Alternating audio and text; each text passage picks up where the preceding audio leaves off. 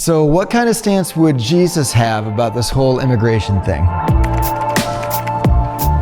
Hey everybody, it's Chris Pavlo, and welcome to What Jesus Says About, where Jesus speaks for himself, so you can respond for yourself. And don't forget to hit like and subscribe and that little bell icon so you can stay up to date on what Jesus says about topics important to you. Today we're going to listen in on what Jesus says about immigrants, and Jesus is not foreign on this idea of immigration. In fact, just after his birth, Jesus and his family fled as refugees to Egypt, seeking asylum from a tyrannical king. And so for the rest of his life, Jesus often identifies with the foreigner. Like there's this one time that Jesus is giving his students an illustration of what it means to be one of his followers. And he tells them this story, and then he says, "When I was hungry, you fed me.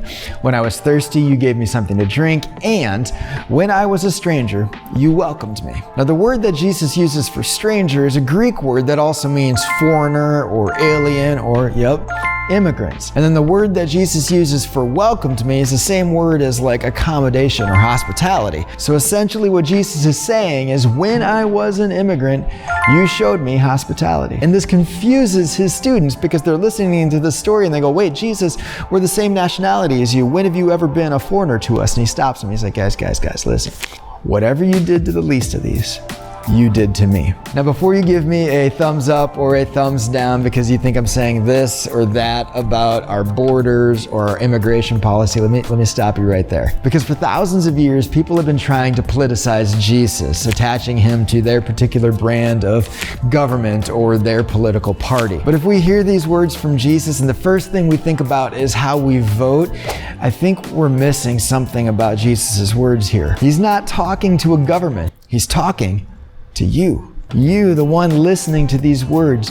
You, whatever you do to the least of these, you do to him. And I know personally I can debate about politics as a way of like abdicating and distancing myself from personal responsibility, but Jesus strips all of that away and just makes this intensely personal. And this raises all sorts of interesting questions for me, but I'd actually like to hear your answers. How do you find the least of these among you? And then what are some ways that you and I can show them hospitality? And listen, this is a really important question for us to answer, because according to Jesus, he's waiting for us on the other end of our answer.